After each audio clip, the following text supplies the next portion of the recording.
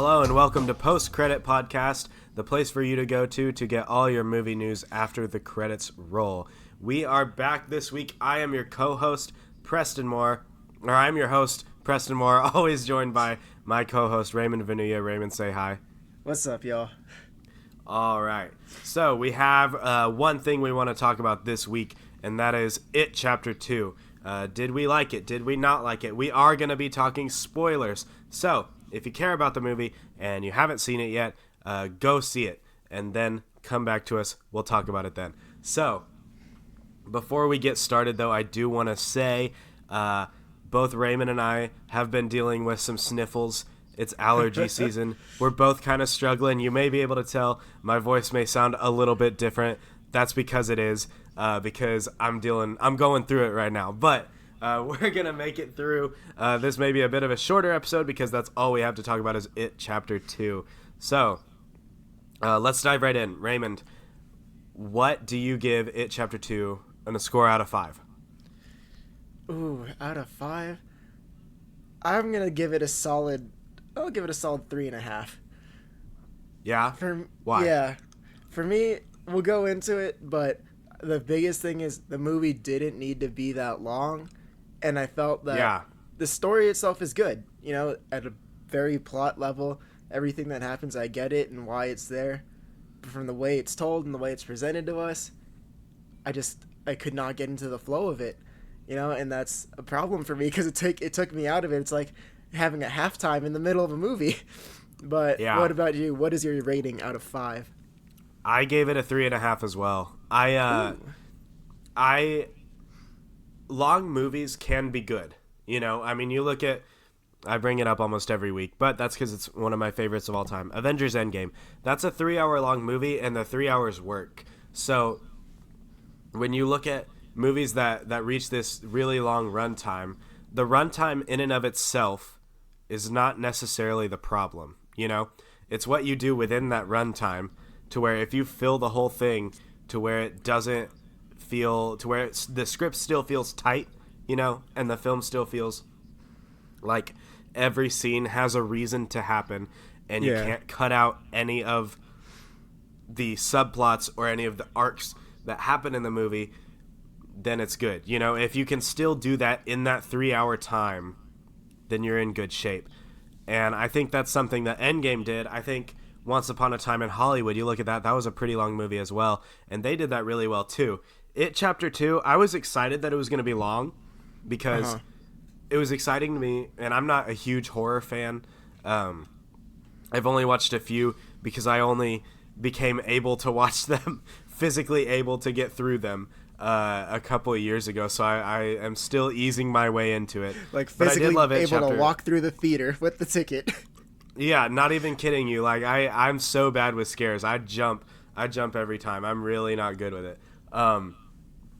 So I'm not, like I said, I'm not a huge horror fan, but it was cool to see this horror epic because this really did feel like an epic movie, like a grand finale. It felt much more like it was very, the stakes were high, if you will. You know, I think most horror films, and once again, I haven't seen a whole lot, but I'm pretty sure most horror films, like most films in that genre, don't have massively high stakes. You know, they're scary. Definitely.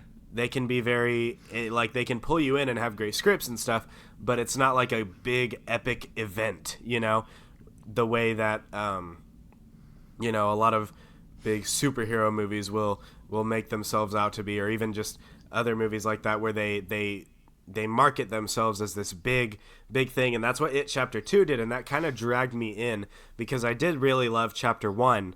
And whenever the trailers came out for It Chapter 2, I was like, wow, this feels like a really big deal, like a blockbuster big movie. You know what I mean?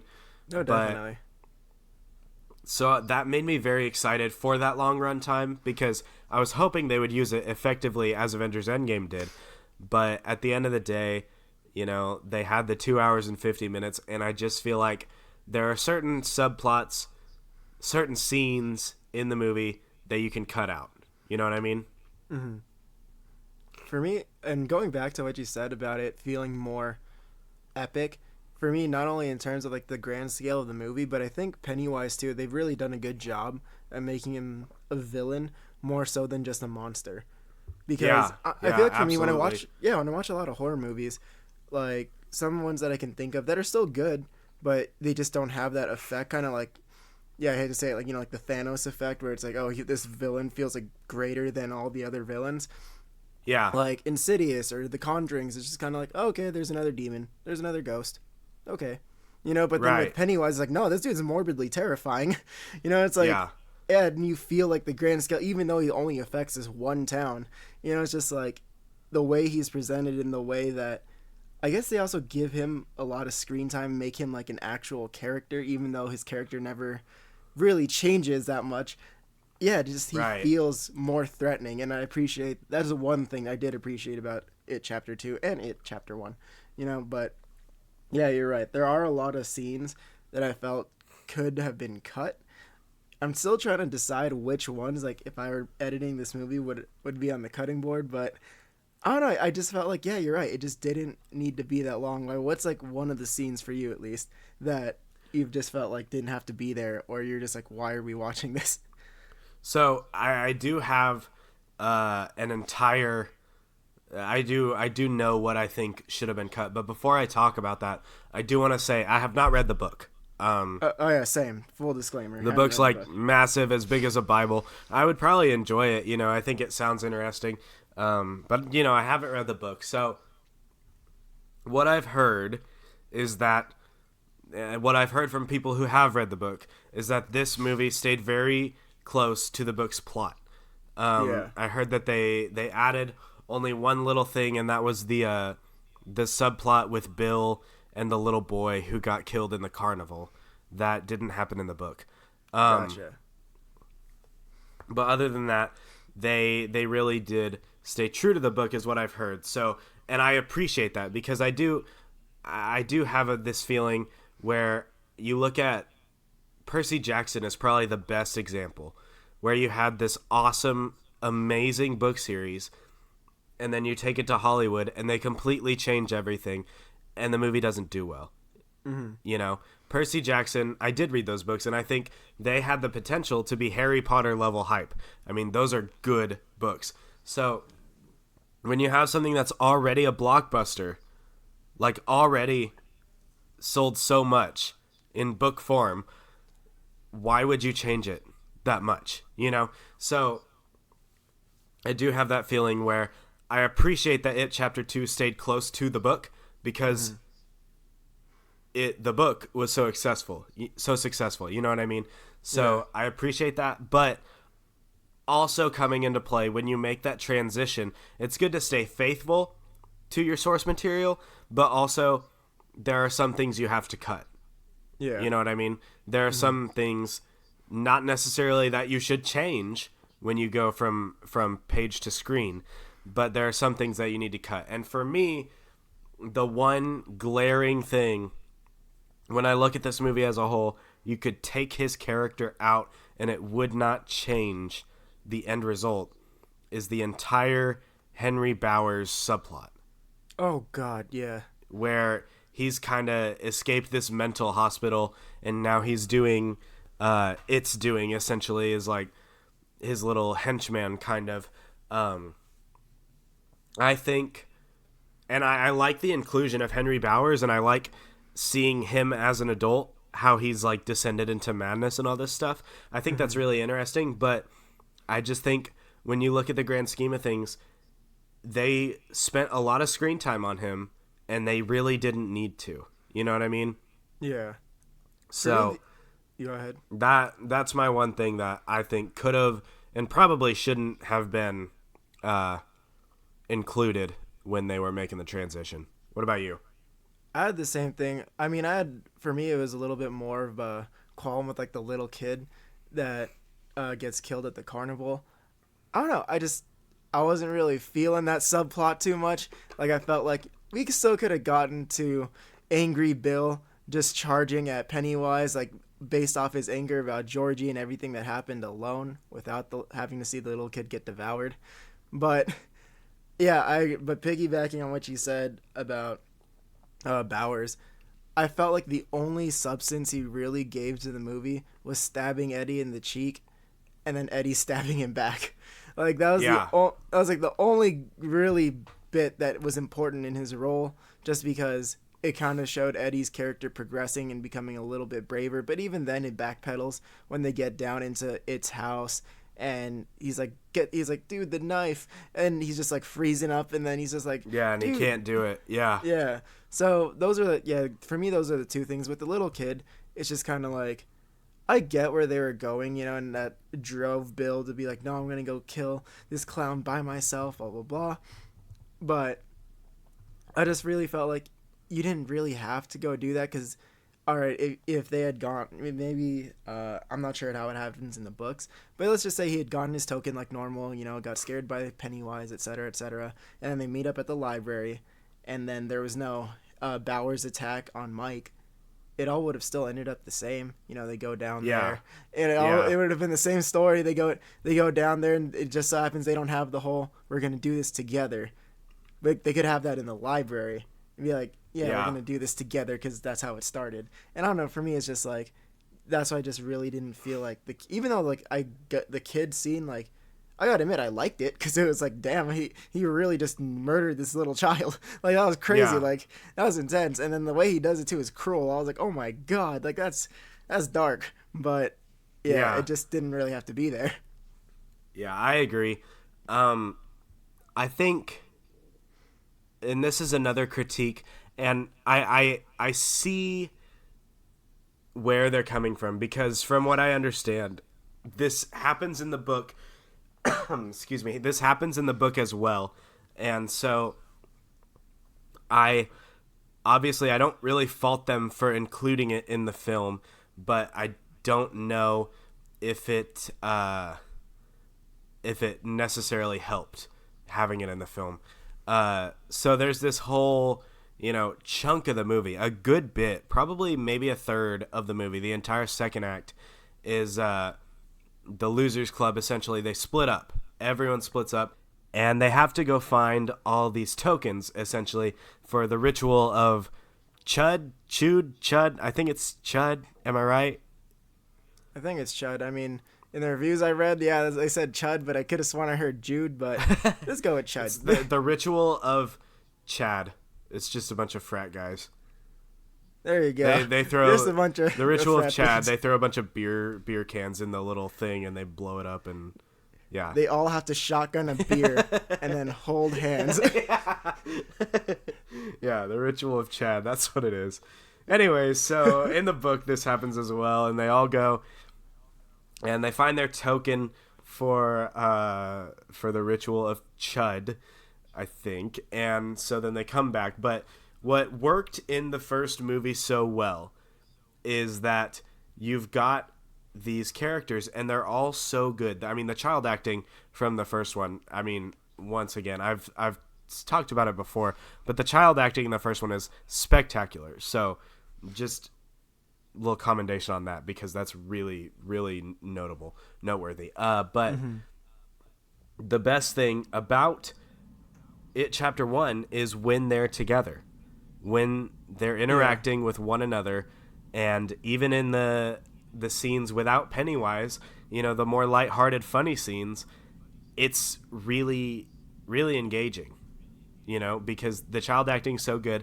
They bounce off of each other so well. Specifically, Jack Dylan Grazer and Finn Wolfhard, who play Eddie and Richie. I mean, they're spectacular. Oh God, yeah, in the first hilarious. And I think their adult counterparts are great in this one as well.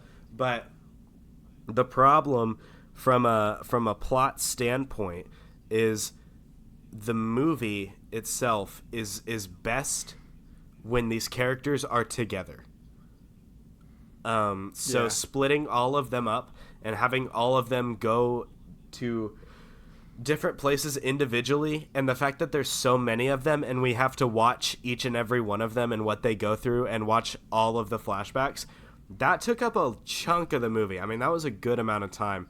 I felt like that was most of the movie. Yeah, and I'm sitting there and I'm counting on my fingers. I'm like, okay, we've done 3. We got 3 left. I'm counting how many we have to go, and they did show every single one of them. So that took up a lot of runtime, and it wasn't necessarily the most engaging part of the movie because those characters were apart. And, you know, maybe in the book it's more engaging because I think obviously books are very different than movies, because when you're watching a movie, you have two actors, if they feed off of each other really well and if they have that chemistry, it's very enjoyable to watch them on screen and interact with one another. So maybe in the book, that's a more engaging point. But when it translated to film, it wasn't really, it just didn't really work for me. So that is another part that, once again, I commend them for staying true to the book. I think that's really good. But when it comes down to it, I don't think it necessarily was a benefit to the movie. You know what I mean? No, definitely. And piggybacking off of that, it's just that it felt so sectioned off, and that was like a big part of me that like. Oh yeah. That was like a big problem for me. It felt okay, like choppy. Here's Mike. Here's Bill. Here's Beverly, and it's just like, oh man, like there was no transitions. You know, there was just kind of like, and even like between acts 1, 2, and 3, between all right, it's time to round up the gang. Here we go. Then, you know, evil fortune cookies happen. Yeah. And then it's just like, all right, here we go. Act 2, it's like, well, we need to gather your tokens. And then it's just like, all right, cool. Gather the tokens, done that. All right, now it's time to go do the ritual. And I'm just like, oh, man. Like, yeah. At least in, like, the first movie, it really flowed really well. I guess because throughout most of it, they just had one clear objective, and it's just to find out what happened to Georgie, you know, and then they have to try to find out more about this clown and what's going on. Then eventually they go fight the clown, blah blah. But the story just flows very well in that first one. Yeah, and in this one, it's just super so choppy. Yeah, it's very choppy. You can tell, you can very very clearly say, this is Act 1, this is Act 2, this is Act 3. You know. Yeah, and I mean, that's not always bad, but I guess just in the way that it's presented here, it just felt way too clear. Yeah. And I felt bad because I felt like, you know, Mike's character, right? Mike? Yeah. I felt like was just shoved into that role of, I'm going to be the one that progresses the story along because he's the one who knows the ritual. Yeah.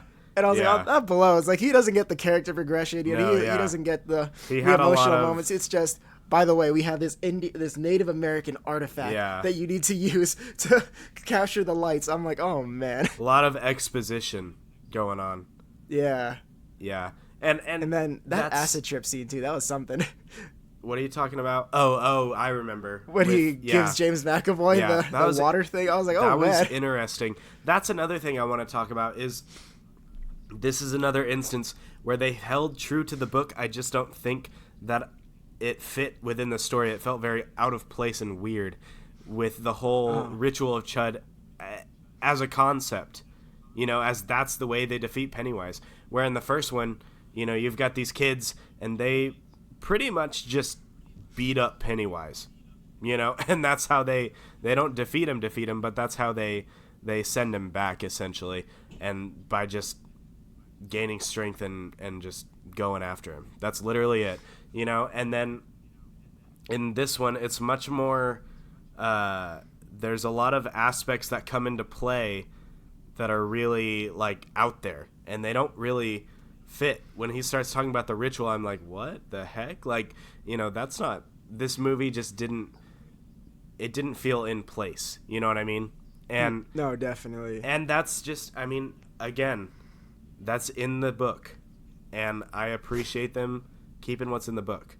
But and I mean, it just didn't translate super well with the tone of the rest of the movie and the tone of the movie that came before it and the setting and everything that they had done around this. When they start bringing up supernatural things, it becomes very, very weird, you know? Yeah. And for me, it's just not even that.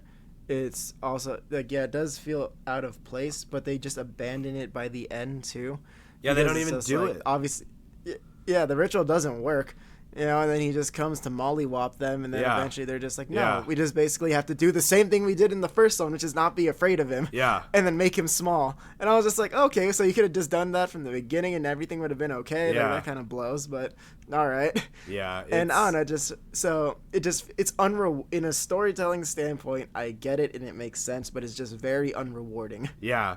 Because you spent all this time, I mean, like you said, the biggest chunk of the movie is all of the tokens. All the tokens, yeah. So you spend all this time and you watch each and every one of the Losers Club go to their specific places, some of them more interesting than others. And you watch all of them and it's all for naught. You know, it doesn't actually amount to anything. This ritual doesn't. So, you know, that is pretty unrewarding. I agree with that for sure. And for me, the next thing that I can really think of, and I really hate to say it because I love him as an actor, but James McAvoy really just didn't do it for me in this movie. Like, am I the only one on that boat, or how did you feel about him in this one? I think he was good. I don't think he was given a lot to do. I do think he's one of the best actors working today. I mean, watch Split and Glass, and you will know that. You know, I mean, anything he's in, really, yeah. Yeah, he's spectacular. But I don't think that he was given a lot to work with, first of all. And, you know, I think he did what he could. He wasn't bad. I don't think anybody was bad in this movie, honestly.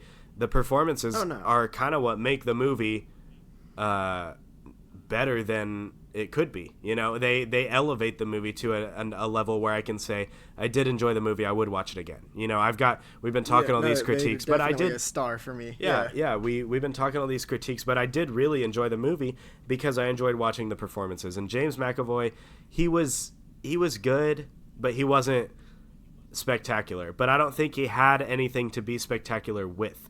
When you look at one thing that I noticed about his performance was when he starts getting scared again, he starts bringing in those stutters again. And I thought he did that really well because he took I don't know the actor who played Bill in the first one, but it's basically the stutters that he did sound the exact same. So he nailed that, I would say. It was very convincing. I believed that these, and this goes for all the characters, and it's really a testament to all of the performances. I believed that these were older versions of these kids, you know, and that is a testament not only to the performances, but the casting as well. The casting was spectacular.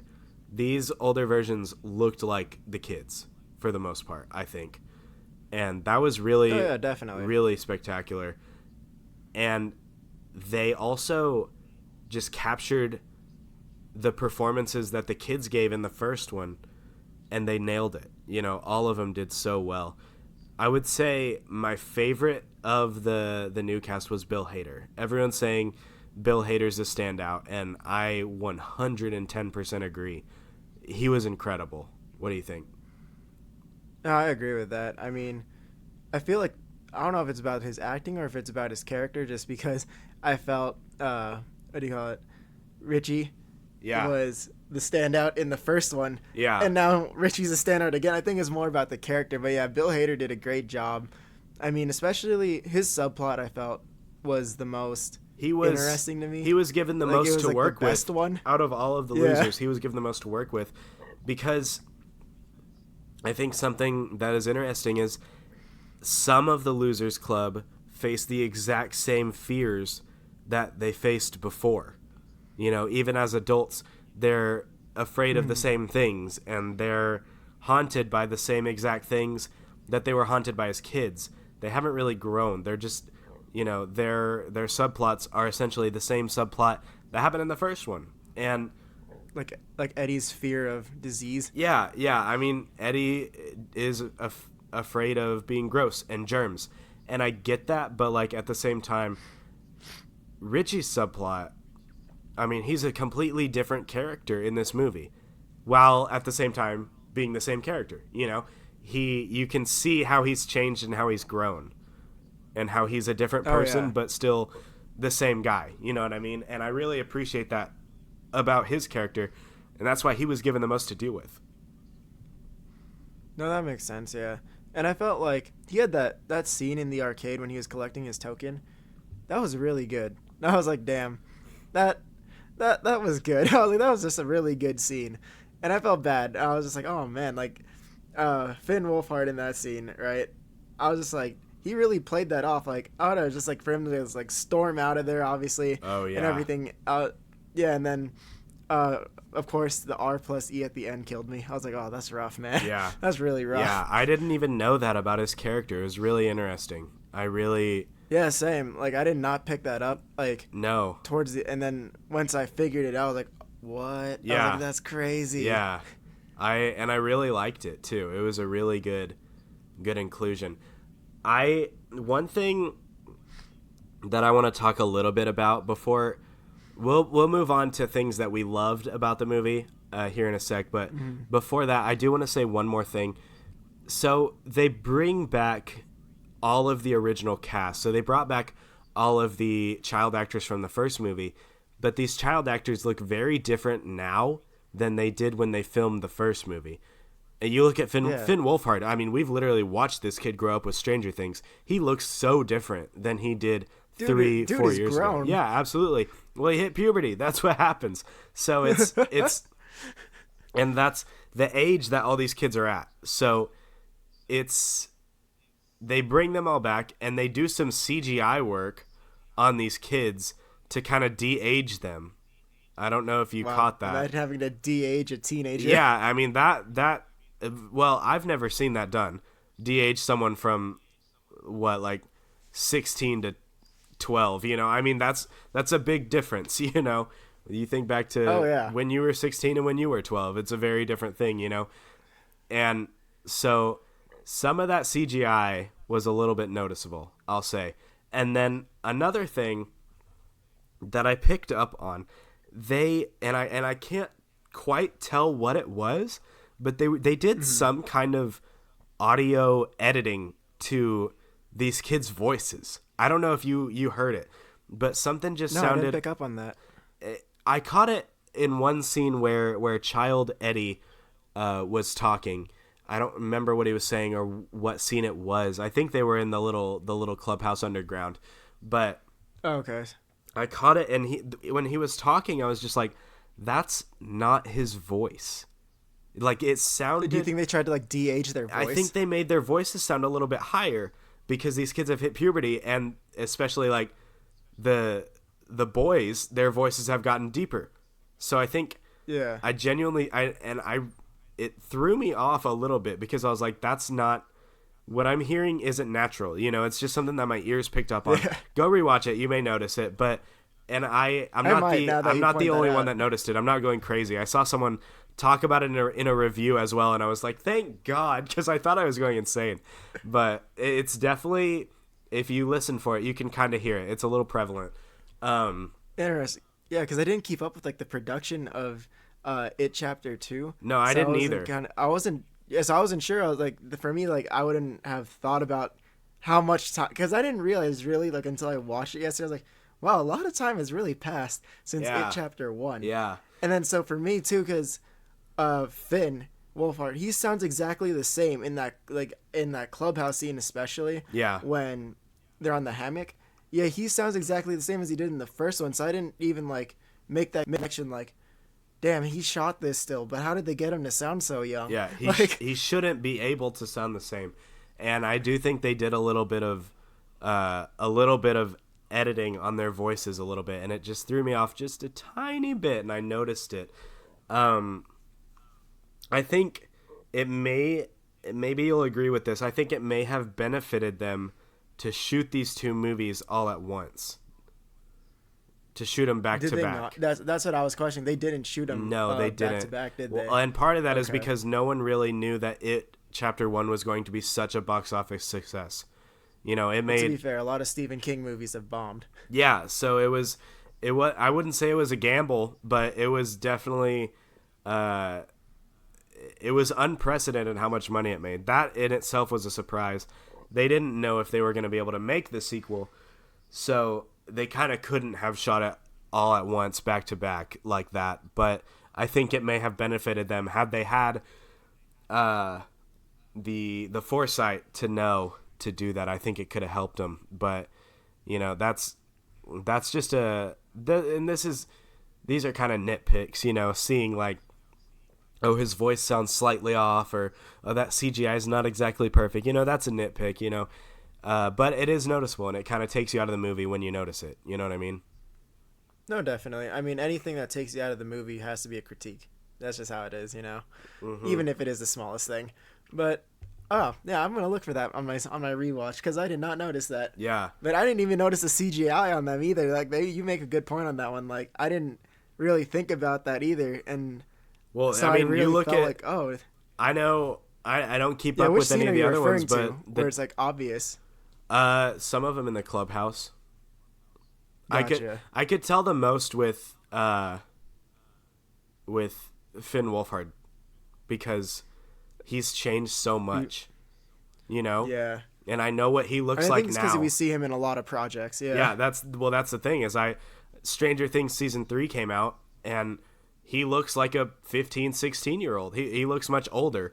I don't know how old he actually is, but I'm going to look it up right now. But he looks, his actual age in Stranger Things season 3, and then in It Chapter 1, he looks the way he did in Stranger Things season 1. Like he looks young again, so they had to make him young again.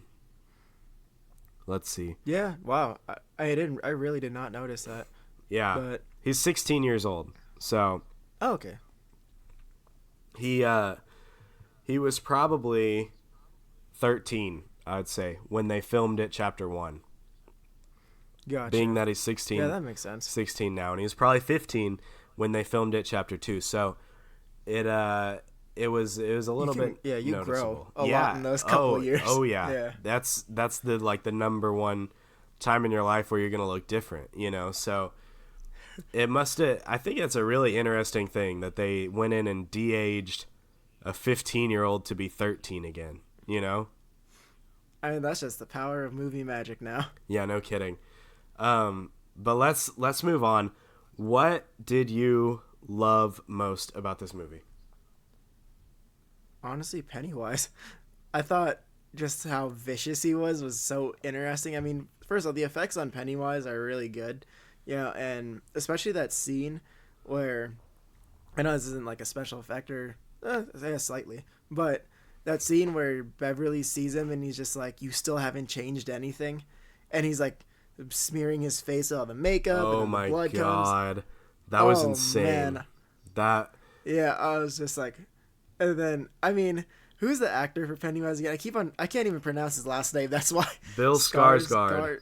Skarsgård. Okay, yeah, he does really well as him. I think Bill Skarsgård is really underrated as Pennywise in both movies. Because I mean, the first one people talked about Finn Wolfhard and Jack Dylan Grazer a lot, and then in this one everybody's talking about Bill Hader, and there's something to be said for both of those. Bill Hader might have been my favorite part of this movie, but Bill Skarsgård is incredible in both of these movies. He is chilling, Oh God, yeah. I mean, the scene where he's about to devour the child in the funhouse, that was really creepy. And then the scene with the girl underneath the bleachers, I was like, oh Jesus. Oh yeah. Just watching his face pause, and she's like, you're supposed to say 3. Oh no. I was like, girl, run. What are you doing? God, this is rough. Yeah. But yeah, just seeing that, I was like, it was chilling. I was like, oh man. But I do think that this movie was a lot funnier than scary for me.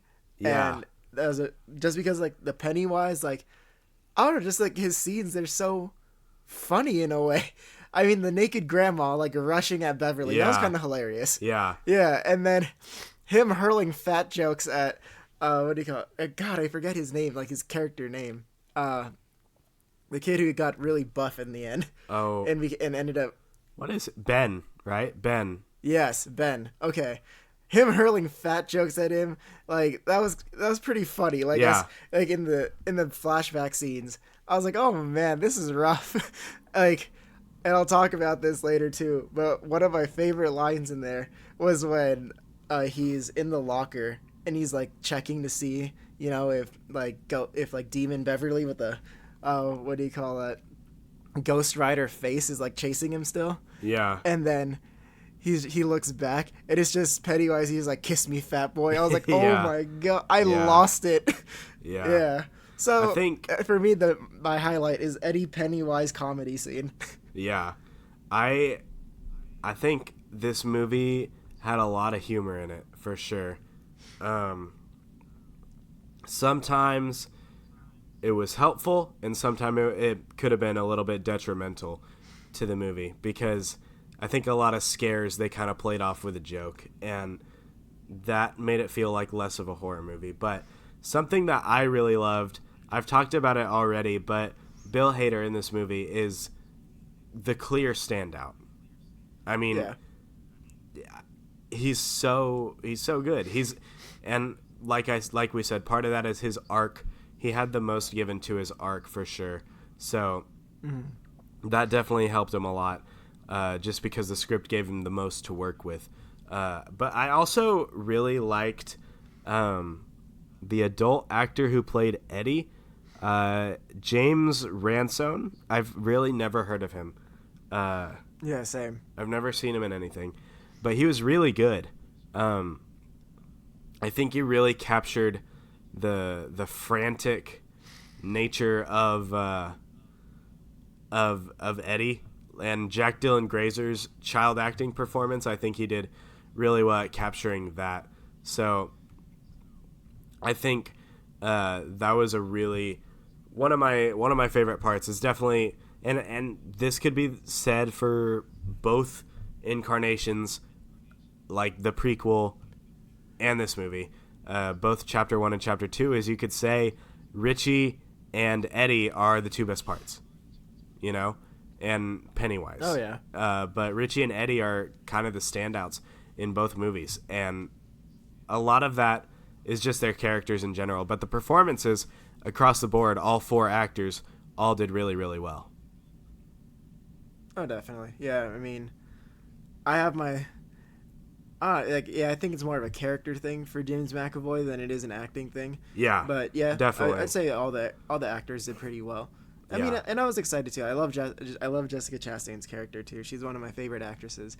Yeah, and her as older Beverly, one that's like a very spot on casting in terms of transformation and appearance. Like, I was like, oh wow, when they cast it, I was like, that's pretty perfect. Yeah, but her or Amy Adams would have been also good. I could see that one too. But yeah, I love that. Yeah. Moving on. I'm trying to think. What else was there that I really enjoyed? Yeah, for me it was really just the Pennywise scenes that really like sold it for me. And yeah, anytime that they were together, like the adult versions of themselves. Yeah. Oh, there is one. Huh? Go ahead. For me, it was the first clubhouse scene when they go in there and they find Stanley's token. Oh yeah. Like, I thought that was a really sweet moment, and it was heartwarming. I enjoyed that. Heartwarming for sure. Yeah. This is kind of. What were you gonna say? This is a little bit off topic, but I want to know: do you know about the giant turtle?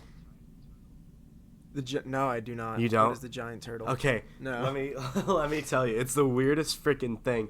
And frankly, I don't know a whole lot about it either. I was hoping that this movie would include it, but they didn't.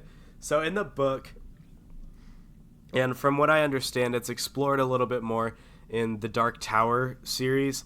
Also Stephen King. Stephen King has like tied all of his books together. It's like a universe kind of thing. Yeah, and so it came from a place of fear. It's essentially, if you are thinking, I don't know, it's so hard to explain, especially coming from me because I don't fully understand it. But essentially, the entire universe is on the back of a giant turtle, and they reveal that in the book.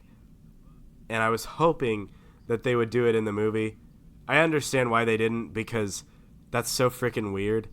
But I Yeah, think that it would would have taken me way far out of what was going on. I think it would have been really fun if it did. The turtle is named Maturin, I think.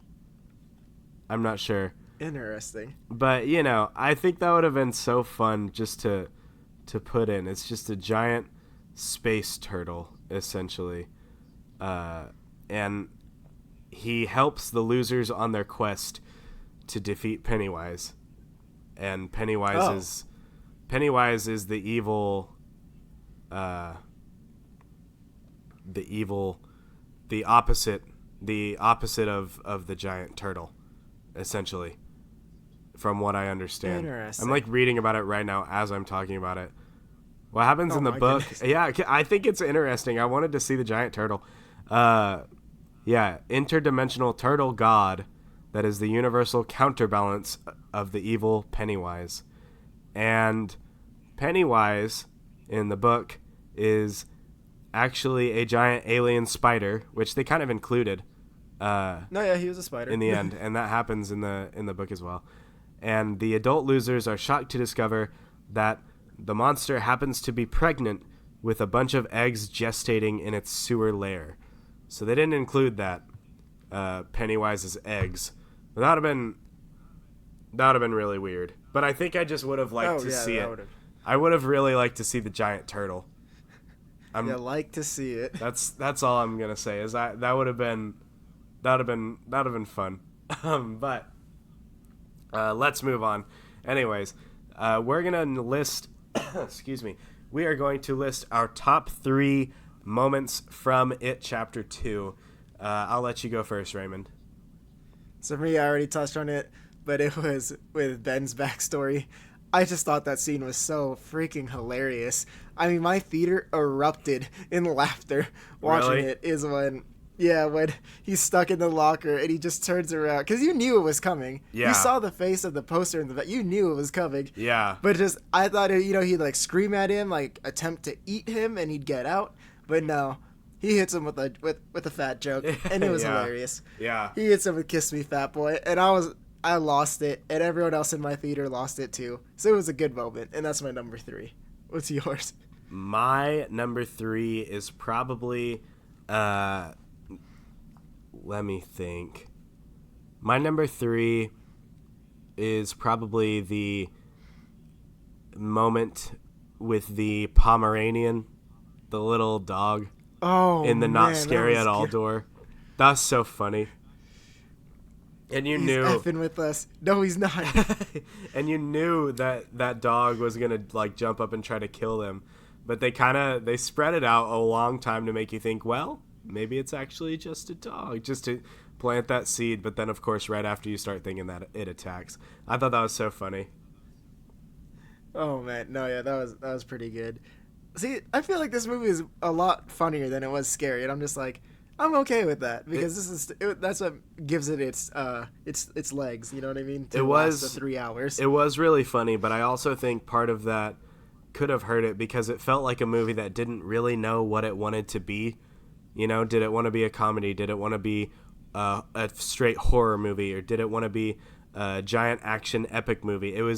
I wasn't really sure. It felt very back and forth on that. I felt like that it didn't blend as well in the first one. But yeah. Anyways, what's your number 2? So my number 2 is actually a more serious one, and it's Eddie, his death / him throwing the spear at Pennywise, just because I love the character development for him. Finally he's like, I'm gonna be brave, I'm gonna go do this, and then with the spear, he's just like, if I believe it kills monsters, it kills monsters. If I believe it kills monsters, it kills monsters. And when he goes for it, and then especially because it ties to the end that he did it so that he could save Richie. And obviously, it's not like he knew Richie loved him or anything like that. Right. But yeah, it hurt even more. Yeah. Because it was just like, he really loved him as like his best friend. And it was just like, that's rough. And that's really rough for Richie. But right. it was just a really good moment. And then I like that he did die, because there is no cop out at the end. There is no, oh, yeah, we're gonna save him. You know, like I said, I haven't read the book, so maybe if he died in the book, then I probably should have expected that. But still, I enjoyed that. Yeah. What was your number two? My number two was I have a tie, so I have two moments that I really liked. Uh huh. One of them is when Paul Bunyan, the giant Paul Bunyan statue, came to life. That was really fun. God, yeah. Well, and because I had heard that happens in the book, and I wanted it to happen in the movie as well, because I just think that would be, I just thought that would be so fun, and it was so fun. I really enjoyed it. It was really creepy, but I liked it a lot. And then my other number two is we've talked about it a little bit, but the scene with Pennywise without his makeup, without anything on, literally just Bill Skarsgård. Yeah. No prosthetics to make him a giant head, like literally just him putting makeup on. And I liked how it cut back to him and then to Beverly and back to him. And every time it cut back to him, he had like more makeup on and he was becoming more and more Pennywise.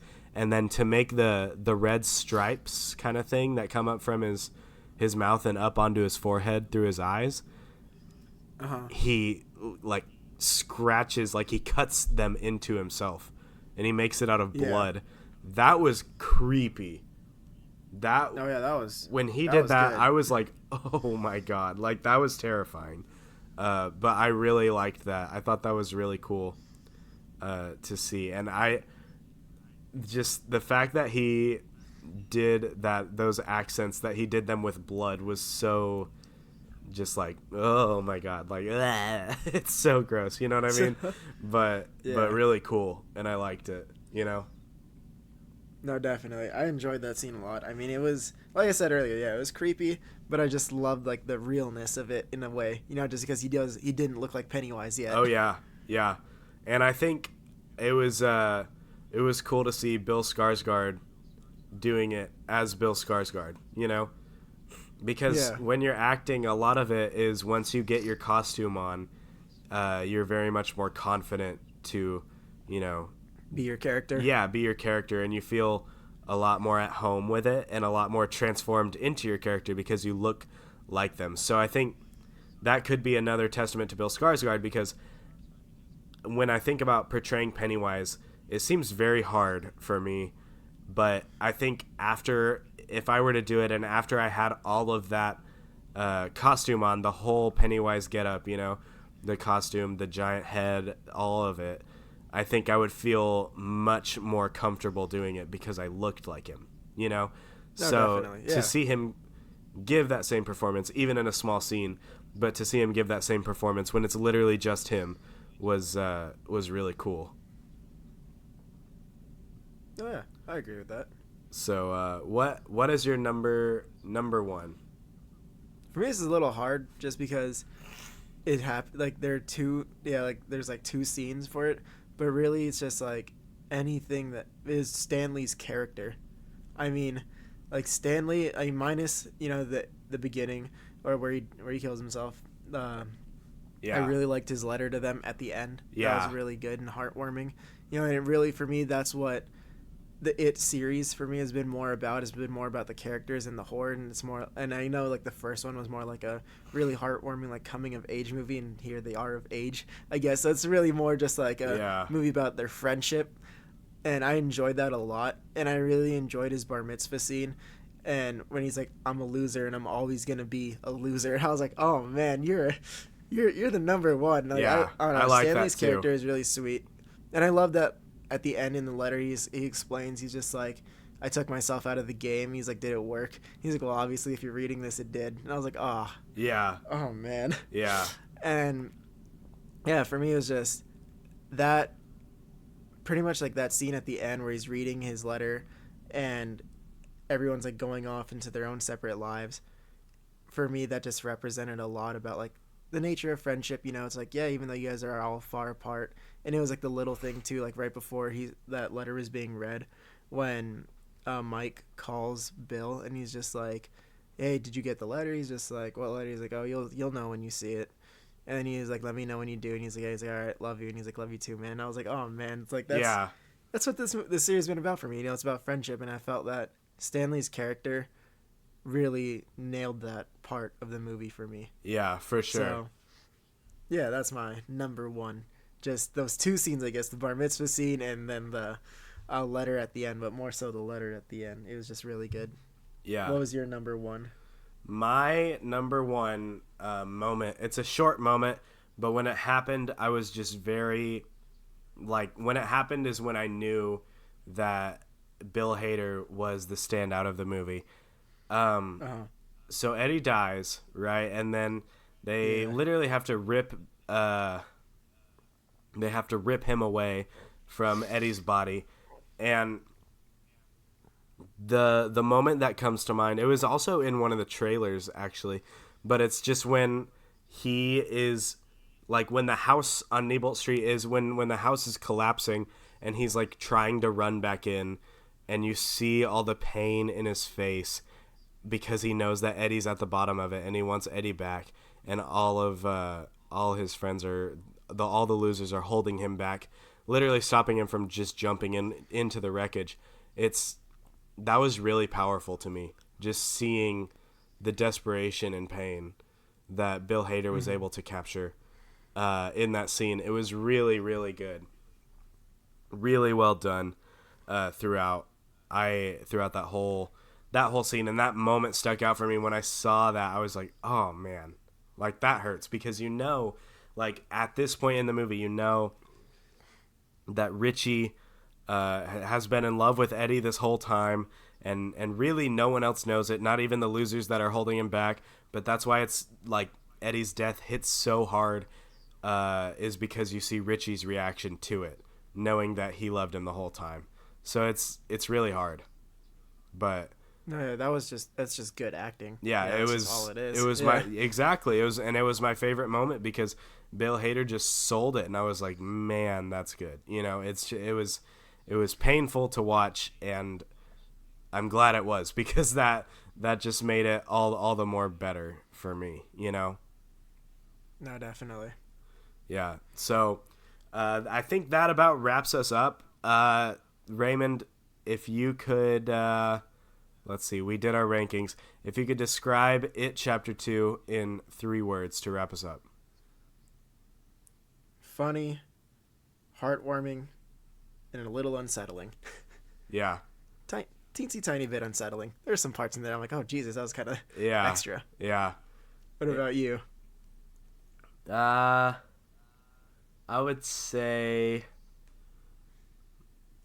would also say funny.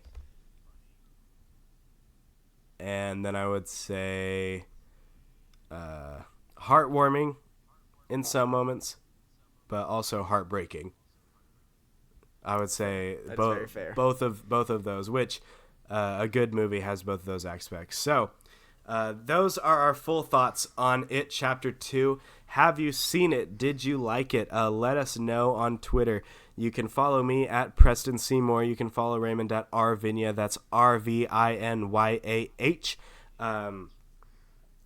You can also check out the website that I work on. That is called The Cinema Spot, at The Cinema Spot, or thecinemasspot.com. A lot of cool content. And we will be back next week to talk about some new and juicy content for you guys. So make sure you tune in next week. If you've liked this podcast, make sure you give us a like or a 5-star rating, or whatever quantifies as a like on whatever service you are listening on. But thank you for listening. We will be back next week to talk about all new stuff, and we'll see you then. Thanks, y'all. See you next week. Jesus.